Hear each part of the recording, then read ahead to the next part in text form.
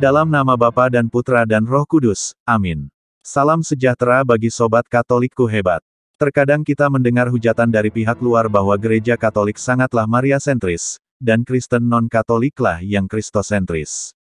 Padahal justru sebaliknya, perayaan Kamis Putih inilah Ekaristi perdana yang dibuat Yesus bersama para muridnya, dan pesannya untuk dirayakan setiap saat sebagai kenangan akan Yesus.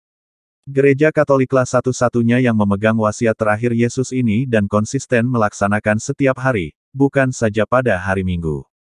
Jika ada yang meragukan maka ikutilah penjelasan berikut ini. Ekaristi Kudus merupakan perjamuan Tuhan Yesus yang dilakukannya bersama dengan kedua belas rasul. Injil mencatat bahwa, Tuhan Yesus menetapkan hal ini ketika dia makan pada perjamuan terakhir, sebelum dia ditangkap dan diadili. Secara tegas Tuhan mengatakan bahwa, dia memberikan tubuh dan darahnya kepada para murid. Inilah mengapa Ekaristi menjadi kekhasan gereja Katolik karena dia sendirilah yang meminta para rasul, untuk melakukan apa yang telah dilakukan untuk mengenangkan dia. Maka tidaklah heran bahwa ketika kedua murid di Emmaus, yang sedang dalam kegelisahan dan putus asa, dapat mengenali Yesus pada saat dia memecah-mecahkan roti. Injil Lukas pasal 24 ayat 30-31. Oleh sebab itu, Ekaristi bukanlah tindakan para murid, tetapi tindakan Yesus sendiri yang dilanjutkan oleh para rasul dan gerejanya. Lihat Kisah Para Rasul pasal 3, ayat 42. Berdasarkan pemahaman tersebut di atas, kini dapatlah kita memahami relasi Ekaristi dengan kehadiran Tuhan. Pertama, hakikat Ekaristi sendirilah yang telah menunjukkan kehadiran Tuhan Yesus. Kedua, Tuhan Yesus adalah roti hidup, roti yang memberi kesegaran kepada semua orang sebagaimana dia katakan, "Akulah roti hidup, barang siapa datang kepadaku, ia tidak akan lapar lagi, dan barang siapa percaya kepadaku, ia tidak akan haus lagi." Yohanes pasal 6, ayat 35. Maka, gereja sejak awal meyakini bahwa, Ekaristi adalah kehadiran Kristus karena ketika memecah roti, setiap orang percaya dan selalu ingat akan apa yang dilakukannya. Santo Paulus dalam suratnya kepada jemaat Korintus mengatakan, "Sebab setiap kali kamu makan roti ini dan minum dari cawan ini, kamu memberitakan kematian Tuhan sampai ia datang." 1 Korintus pasal 11, ayat 26. Selain itu, Konsili Vatikan II dalam Sacrosanctum Concilium juga menyatakan bahwa, Ekaristi adalah sumber dan puncak kehidupan gereja. Pernyataan ini secara implisit memberikan petunjuk dan penegasan bahwa, Kristuslah menjadi pelaku utama Ekaristi.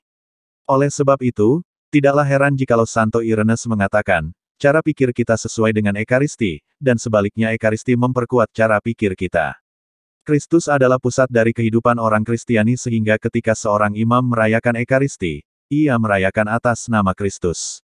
Inilah mengapa imam dalam gereja Katolik sering disebut sebagai in persona Christi, atau alter Kristus. Selain itu, kehadiran Kristus dalam Ekaristi bagi iman Katolik bukan sekadar suatu kenangan seperti seorang yang merayakan hari ulang tahunnya. Sebaliknya, iman gereja mengakui bahwa kehadiran Kristus itu nyata, presentia realis, yang terwujud dalam tubuh dan darah Kristus.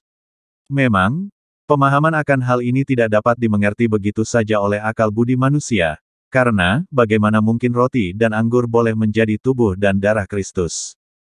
Ini adalah penghayatan iman sehingga gereja meyakini bahwa Kristus hadir dan selalu hadir dalam Ekaristi. Pemahaman ini ditegaskan kemudian oleh Katekismus Gereja Katolik, Kristus hadir di dalam sakramen Ekaristi, ini oleh perubahan roti dan anggur menjadi tubuh dan darahnya, Katekismus Gereja Katolik nomor 1375.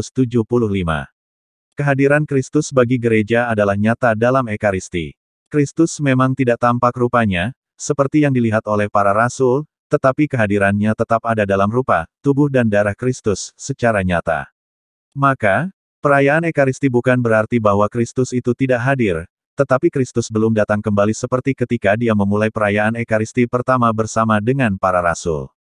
Inilah mengapa Tuhan Yesus mengatakan, "Aku berkata kepadamu, sesungguhnya aku tidak akan minum lagi hasil pokok anggur, sampai pada hari aku meminumnya, yaitu yang baru, dalam kerajaan Tuhan." Markus pasal 14 ayat 25. Di akhir penjelasan ini, ada sebuah pertanyaan mendasar dan penting yang wajib direnungkan oleh Sobat Katolikku hebat. Di manakah Anda bisa mendapatkan roti hidup yang dimaksudkan Yesus itu pada zaman ini? Anda tidak akan menemukannya dimanapun, kecuali hanya dalam gereja Katolik, pada saat Ekaristi dirayakan oleh Paus, uskup dan para imam. Sobat Katolikku hebat, Anda wajib memegang teguh wasiat Yesus pada perjamuan malam terakhir. Rajinlah mengikuti Ekaristi atau misa setiap hari, atau sekurang-kurangnya seminggu sekali, karena di sanalah Anda akan menerima dan menyambut tubuh dan darah Yesus secara nyata. Terimalah Kristus, Sang Roti hidup yang memberi semangat dan inspirasi dalam hidup, serta menjadikan Anda orang-orang hebat dalam Gereja Katolik. Berdoalah setiap saat, mintalah berkat Tuhan, Roh Kudus menuntunmu, malaikat pelindung berjalan bersamamu. Katolikku memang hebat karena dikelilingi orang-orang hebat. Salam sejahtera bagi Sobat Katolikku hebat. Berkat Allah melimpah atasmu, dalam nama Bapa, dan Putra, dan Roh Kudus. Amin. Sobat Katolikku hebat, jika Anda ingin mengikuti terus informasi-informasi seputar iman Katolik, silahkan subscribe, tekan lonceng, like dan komen.